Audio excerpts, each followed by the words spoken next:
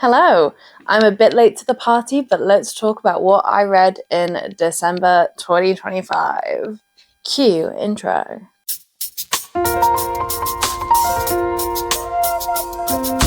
I honestly thought that December was going to be a really bad month, but it turned into quite a decent one. I read 5 books in total.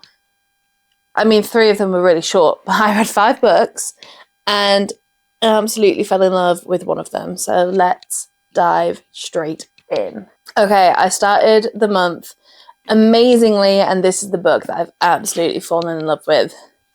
It's The Knight and the Moth by Rachel Gillig. I have so many thoughts, so many opinions, so many hopes and dreams for The Knave. Was it The Knave and the Moon? Is that what it's called? I am so unbelievably excited. I loved it.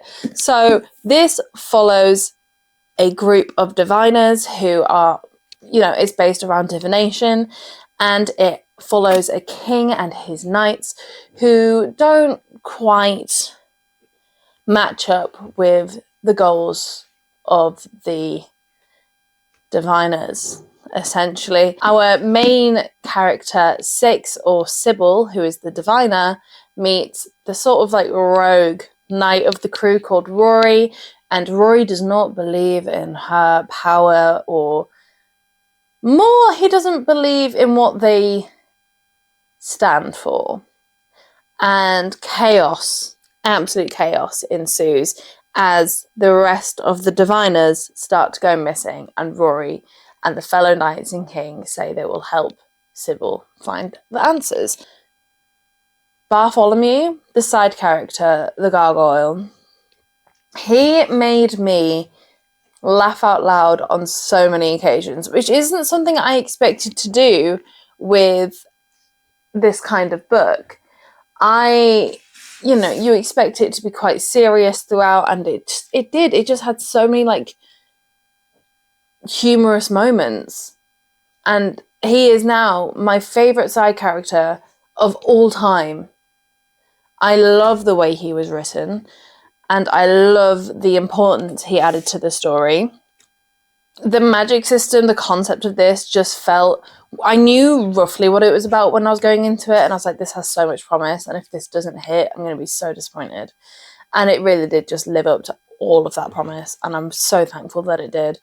I knew a lot of my mutuals that have read this book also loved it, so I did have high hopes, and they were met and more.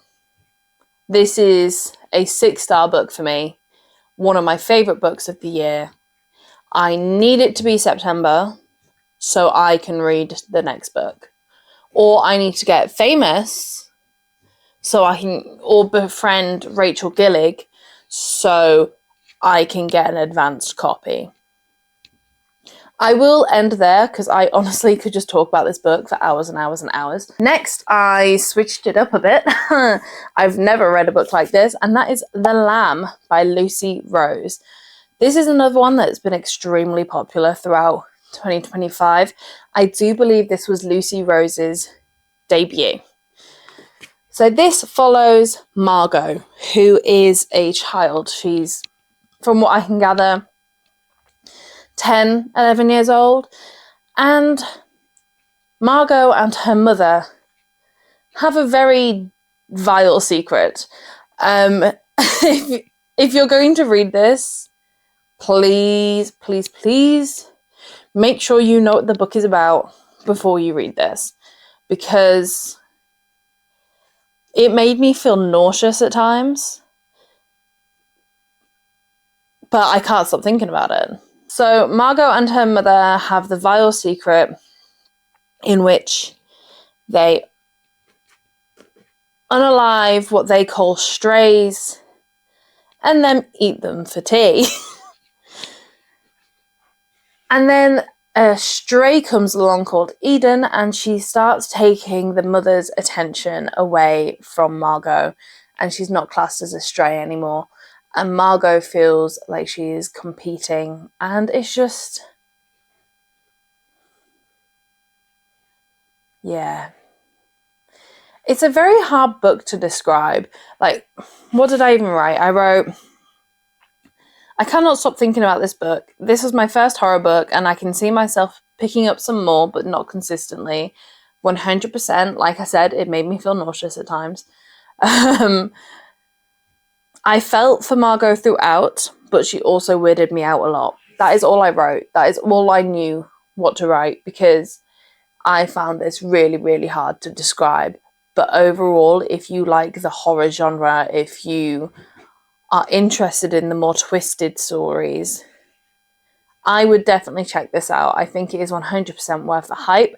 I rated it 3.75 stars. I don't really do 0.75, 0.25, but I just wasn't quite secure enough to give it the 4 stars. But like I've said, I can't stop thinking about it, so maybe. Next up was The Days at the Tarunka Cafe by Satoshi Yagasawa. This is the same author as The Days at the Murasaki Bookshop duology. I was expecting the same sort of principle, which, I mean, it kind of was, but it just didn't have the same coziness aspect. It wasn't quite as heartwarming. Overall, I can see this being quite a forgettable book, but it did have a few heartwarming moments throughout, especially within the second story. This is based along 3 different parts, all based around the Tarunka Cafe. So again, it's very similar to Days to the Murasaki Bookshop. The second part, like I said, was probably the most heartwarming. It was my favourite part of the 3. I do want to know what happened to the characters. I can't say more without spoiling it. But other than that, I really do doubt I will remember much about this book. I'm going to keep it for a bit. I'm going to see if I'm going to want to reread it, because it was a nice, easy, quick read. And maybe if I reread it, I'll feel more deeply towards the characters. So we'll see. I rated this 3 stars for now.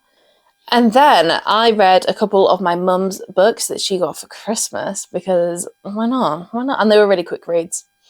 And I just wanted to get the numbers in before the end of the year. So I read The Christmas Tree Who Loves to Dance by Miranda Hart.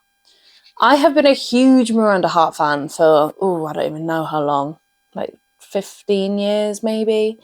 I've read quite a few of her other books, and this is a story of a woman wanting to save the trees and the joy of Christmas once the festive season is over. This was so easy to read. Miranda Hart's writing style, as well as in her non-fiction and fiction books, Miranda Hart's writing style is still extremely talkative throughout the entire book. And to me, that just made it easy to fly through. It's a very short book. It's like 130 pages. It's really, she calls it a tall tale or a short story. I did leave the story feeling quite, that was so lovely. That was so nice. And I rated it for, 3.5 stars. Because, don't get me wrong, it's not a literary masterpiece, but it is a fun time. And while it is about Christmas trees, I would say overall it's not that much of a festive book, and it is definitely good for all ages to read. And last but not least, I read Maybe I'm Not God. Oh, this is like 100 pages, 112 pages I think it was. And this packs a punch in that 112 pages. So we are following the life of a cat throughout the story. We are getting it from the cat's perspective, and it expands from when they are adopted by the family and then throughout their life together. So you see the cat try and figure out the ways of the 2-legged mum and dad and understand how the world works. It was really fun, because you do just try and think, my cat does that. Is that what they think about? I would love to absolutely dive into the cat brain and understand what they think. And this was just a nice little inclined to it, but I did nearly cry at this book. It really started to mess with me a little bit. It got really sad. This is a translated book. It was translated originally from Italian, I believe it was. So if you're not into translated books, maybe give it a miss. But overall, it didn't read particularly badly. It was simple writing style, don't get me wrong.